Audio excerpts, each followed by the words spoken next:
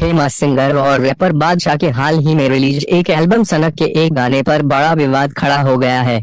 गाने में अश्लील शब्दों के साथ भोलेनाथ का नाम उपयोग करने पर उज्जैन संत समाज और महाकाल मंदिर के पुजारी खासे नाराज हैं।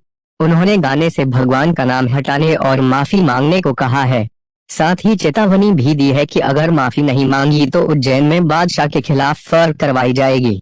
क्रांतिकारी संत डॉक्टर अवधेश पुरी महाराज और महामंडलेश्वर संत शैलेशानंद सहित महाकाल के पुजारी महेश गुरुवार ने गीत का सख्त विरोध करते हुए कहा कि सिंगर बादशाह ने अपनी लोकप्रियता हासिल करने के लिए आस्था के साथ की खिलवाड़ किया है। सिंगर रैपर ने अपने गीत में भगवान भोलेनाथ जी के शब्द का उपयोग किया गया और उसी के आगे अश्लीलता की हद पार कर दी। संतों और पुजारियों में आक्रोश है। आपने कहा ऐसा क्यों होता है, हमेशा एक ही धर्म के देवी देवताओं पर टिप्पणी की जाती है और इस सिंगर बादशाह ने तो अपनी लोकप्रियता हासिल करनी है, इसलिए इसमें रैपर सॉन्ग में अश्लीलता की सारी हदें पार की गई हैं। आखिर सेंसर बोर्ड क्यों चुप्पी साधे हुए है। जय श्री महाकाल। एक बहुत ही छिछोले गायक बादशाह ने सनक एल्बम के एक गाने में, अश्लील गाने में जिस प्रकार से हिंदुओं की आस्था के केंद्र भगवान शिव के नाम का दुरुपयोग किया है, इससे करोड़ों करोड़ों हिंदुओं की भावनाएं आहत हुई हैं। हिंदू संस्कृति का अपमान हुआ है, भगवान शिव का अपमान हुआ है। इसलिए हम न केवल इस गाने की निंदा करते हैं, ऐसे गानों को तुरंत प्रतिबंधित कर दिया जाना चाहिए। और मैं तो ये कहना चाहता हूँ कि ये कौन लोग हैं जो इस प्रकार के गानों को अनुमति देते हैं, जहाँ धर्म की धज्जियाँ उड़ाई जा रही हों, जहाँ हमारे आस्था के केंद्र देवी और देवताओं की धज्जियाँ उड़ाई जा रही हों। मर्यादा नाम की कोई चीज़ नहीं। ये हमारी वर्तमान पीढ़ी को तो एक गर्त की ओर ले ही जा रहे हैं, ये हमारे धर्म और संस्कृति का भी सत्यानाश कर रहे हैं। ऐसे ही गायक आज की वर्तमान युवा पीढ़ी के लिए अभिशाप का काम कर रहे हैं। मैं तो कहना चाहता हूँ ऐसे गायकों पर तुरंत बैन लगाना चाहिए। अश्लील गाने गा करके इन्होंने हमारी युवा पीढ़ी का सत्यानाश किया है।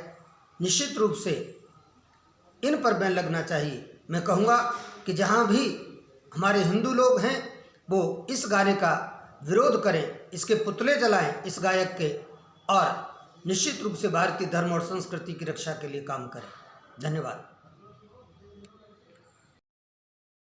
क्या चल रहा है इस देश के अंदर, हतप्रद है हम लोग। बड़ा विचित्र सी बात है कि जिसे डूबने का शौक है तो डूब जाए, बचाने वाला तो उसको बचाता ही है पर मौका देता है। जिसे महादेव को जानने का शौक है हमारे पास आए या किसी भी महादेव के भक्त के पास जाए, वो बता देगा कि महादेव कौन है। नृत्य, आराधना, संगीत यह हमारे सनातन का बेहद अभिन्न हिस्सा है। याद रखिएगा, नर्तक बन करके महादेव पार्वती से प्रणय निवेदन करने के लिए उनके पिता के पास गए थे, हिम नरेश के पास में। वहां पर भी उन्होंने नृत्य किया था, गायन किया था, उसके अंदर अश्लीलता नहीं थी। और रही बात आज के इस युग के अंदर जो संगीतज्ञ इस प्रकार की बातें करते हैं, बादशाह जैसे, सर्वप्रथम तो बादशाह शब्द को हटा दो, आक्रांता से कहीं ना कहीं उत्सर्जित शब्द है।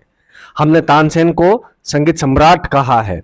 आपको महादेव को ही जानना है बादशाह, तो आप आइए, मैं आपको आमंत्रित करता हूं। आपको बताऊंगा कि महादेव के हाथ में डमरू है तो त्रिशूल भी है, वो नटराज है तो नटराज के अंदर भी आनंद तांडव भी किया उन्होंने, तो विध्वंस तांडव भी उन्होंने किया है। किंतु आप कहाँ हैं, क्या चल रहा है इस राष्ट्र में? हमारी धार्मिक नदियों के ऊपर, हमारे धर्म स्थलों के ऊपर पर्यटन स्थल बनाया जा रहा है। शराब, शबाब, कबाब। अरे मनोरंजन सिर्फ नहीं होता है धर्म, यह आपको जानना आवश्यक है। हमारा धर्म आपको बहुत ऊंची स्थिति में ले जाने वाला, हमारे एवोल्यूशन का सर्वोच्च यदि सिद्धांत दिया है तो सनातन धर्म ने दिया है। तो आप समझिए, इसे गंभीरता से लीजिए। आप यदि सनातन को मानते हैं, महादेव को मानते हैं, तो बादशाह आपको समझना होगा, इस प्रकार की गंदगी से अपने आप को दूर रखना होगा। जी, ओम नमो नारायण जी।